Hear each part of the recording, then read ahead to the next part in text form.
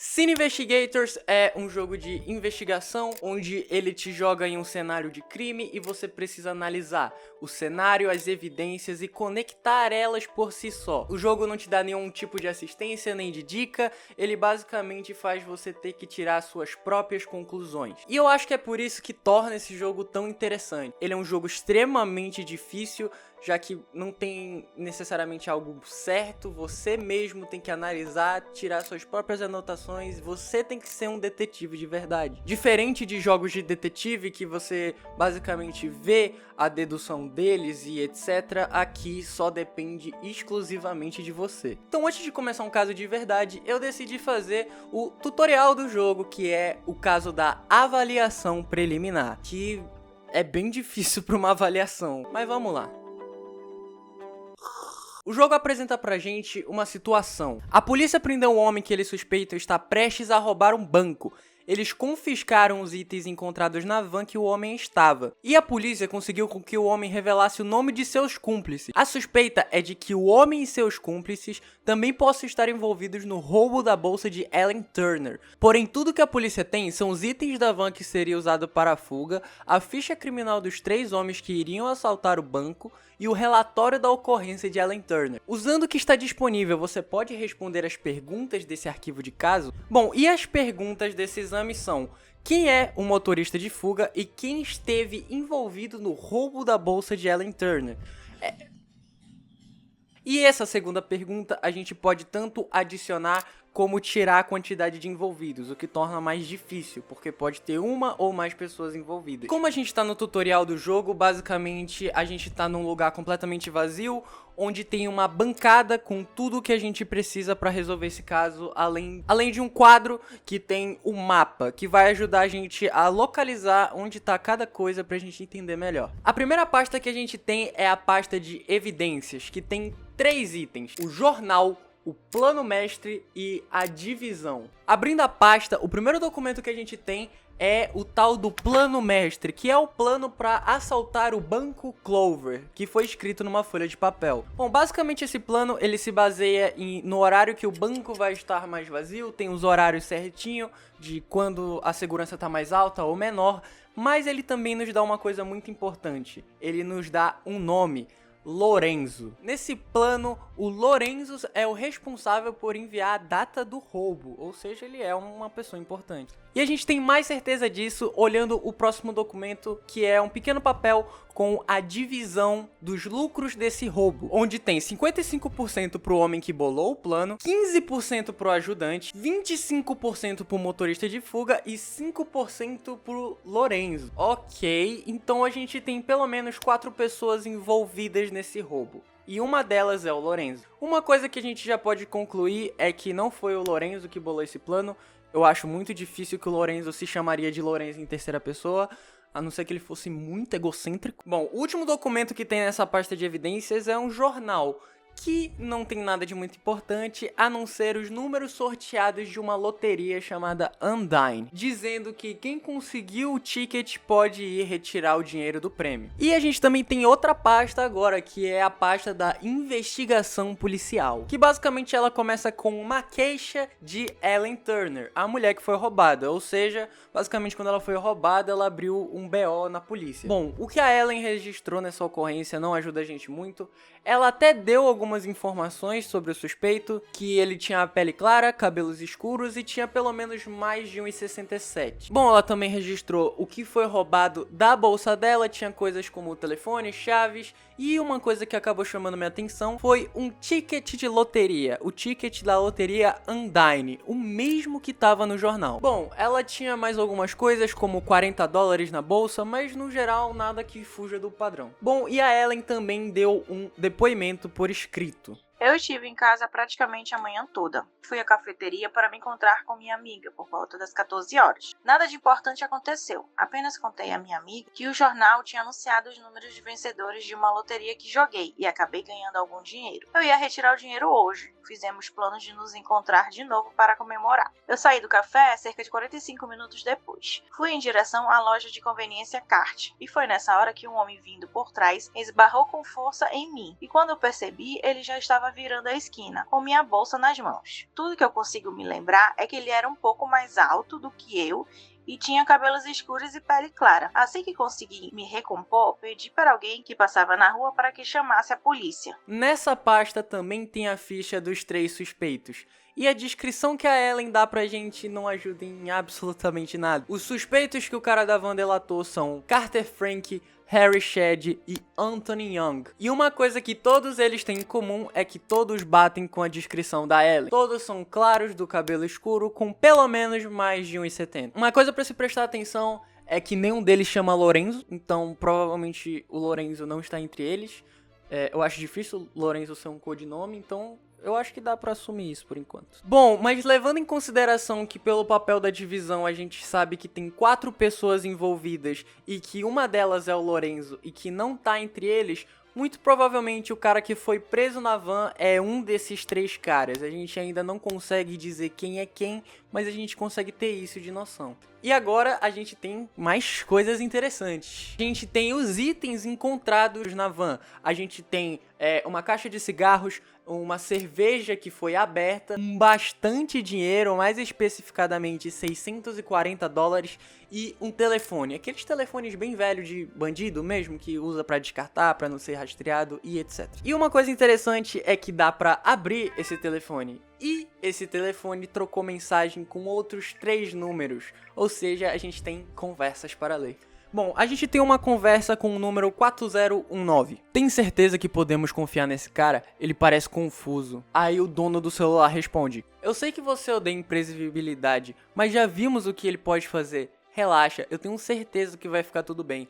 Lorenzo garantiu pessoalmente que ele é bom no que faz. De qualquer forma, ele só está aqui para nos dar ajuda temporária. Tá, eu sei. Eu também odeio o Lorenzo, mas alguém que tenha o respeito dele deve ser pelo menos um pouco competente. Bom, basicamente o que essa conversa revela pra gente é que o número 409 estava bem preocupado com um novato que foi recomendado pelo Lorenzo e que iria participar desse roubo, mas a gente não tem muito mais que isso. A conversa com o número 1330 é muito interessante porque ela aconteceu no dia do roubo. O número manda: ei, tá ocupado? Houve algo muito interessante, $600 em dinheiro, será bem rápido e já tá a caminho. E aí, o proprietário do celular responde: o chefe não disse pra usar esse número se não for pra algo relacionado ao trabalho? Você é muito leal a esse cara, ele não é mais novo que você? Nos conhecemos há um tempão, além de haver rumores de que ele já fazia roubos por aí quando tinha só 8 anos. Nesse sentido, ele é mais velho que eu. Ah, tanto faz, você tá dentro ou não? A gente pode dividir 50-50. Tá, manda os detalhes pra mim no meu outro telefone, daí eu decido. Essa conversa ajuda a gente muito. Bom, a primeira coisa que a gente sabe é que o proprietário do telefone e o número 1330 não é o chefe, o homem que bolou o plano,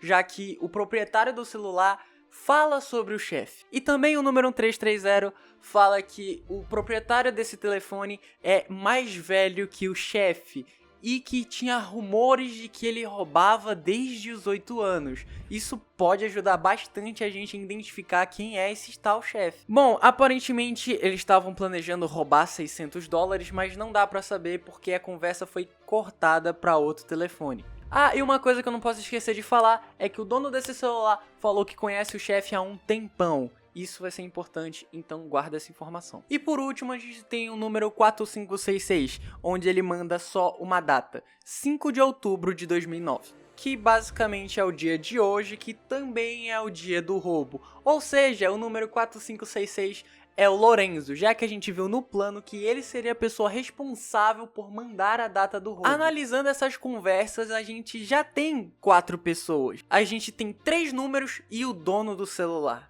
O número 4566 é o Lorenzo. E a gente sabe que o dono do celular não é o chefe. E quando o dono do celular falou com o número 1330, os dois citaram o chefe. E como não é ele nem o dono do celular, resta o primeiro número. O primeiro número que parecia preocupado com o cara que foi recomendado pelo Lorenzo, o número 4019, é o chefe.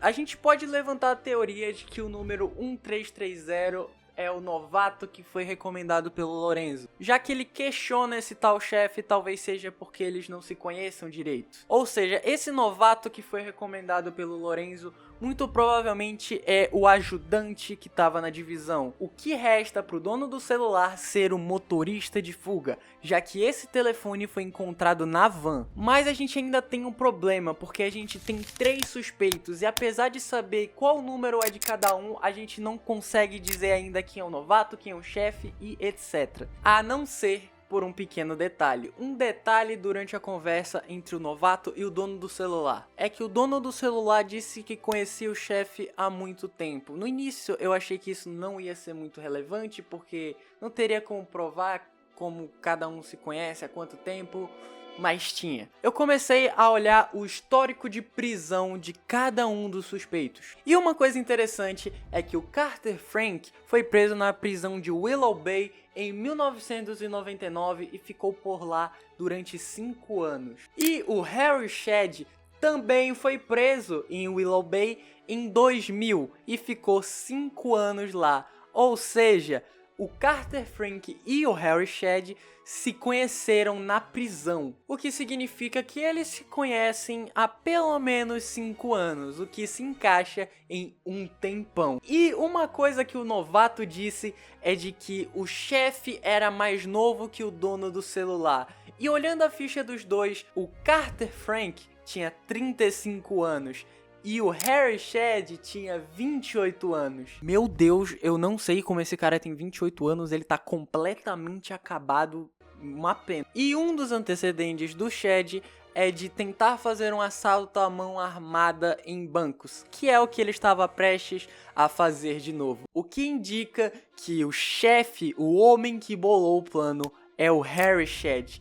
E o dono do celular é o Frank Carter. E a ficha do cara que sobrou, né, o Anthony Young, é o novato que foi recomendado pelo Lorenzo. Então, vamos... Bom, agora a gente tem 4 pessoas e cada um tem nome, mas como a gente já tem quase tudo identificado, a gente pode tentar entender o que aconteceu no roubo da bolsa da Ellen Turner. Bom, refazendo os passos da Ellen, ela disse que foi na cafeteria e que foi dizer pra amiga dela sobre o prêmio que ela tinha ganhado na loteria. E o novato, que a gente sabe agora que é o Anthony, mandou mensagem pro dono do celular, que a gente sabe que é o Carter, às 2h20, falando sobre algo interessante, $600 em dinheiro. E a Ellen, nesse horário, tava falando sobre um dinheiro que ela ganhou na cafeteria. Então, lembra daquele jornal que falava sobre a loteria e os números vencedores? Eu fui olhar os prêmios e adivinha só? Um desses prêmios era $600 em dinheiro. O que significa que o Anthony estava na cafeteria e ouviu a Ellen falar sobre o dinheiro que ela tinha ganhado. Mas a questão é, por que ele mandaria mensagem pro Frank? Ele poderia simplesmente roubar o ticket e retirar. Por que ele dividiria 50-50 com o Frank? O Anthony mandou mensagem 2h20. A Ellen disse que saiu de lá 45 minutos depois, o que significa que esse roubo aconteceu mais ou menos entre as 2h45 e 2h55. Mas tinha um detalhe: no plano para assaltar o banco, dizia que todos tinham que estar em posição às 3h15. Mas quando aconteceu tudo isso, já era mais ou menos umas 3 horas.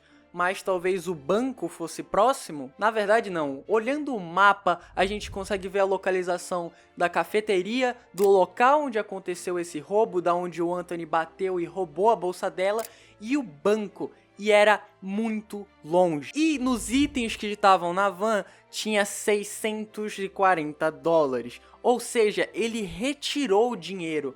Mas ele tinha muito pouco tempo para fazer isso. A gente sabe também que o caixa eletrônico meio que estava a caminho do banco. Ou seja, o Anthony tinha muito pouco tempo para passar pelo banco, sacar o dinheiro, porque o dinheiro estava na van, a gente viu $640, e chegar em posição. Bom, a explicação pro Anthony não ter feito isso sozinho e ter mandado mensagem pro Frank e pedido para dividir meio a meio é simples. Porque ele precisava da van para fazer tudo isso a tempo. Porque o Frank é o motorista de fuga. O único jeito dele ter roubado ela, ido no caixa, tirar o dinheiro e chegar no local do roubo às 3h15 em ponto, era se ele tivesse a van. E ele pediu ajuda do Frank, porque o motorista de fuga era ele. Ele não ia precisar mandar mensagem pra ele se ele fosse o motorista, e não ia precisar dividir 50-50, mas era o único jeito de fazer esse roubo e chegar a tempo. O homem que bolou o plano é o Shed.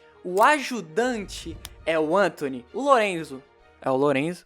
E o motorista de fuga, o Frank Carter. Ou seja, respondendo às perguntas do exame, o Frank Carter foi o motorista de fuga. E quem estava envolvido no roubo da bolsa de Ellen Turner foi o Anthony Young, que esbarrou nela e pegou a bolsa dela.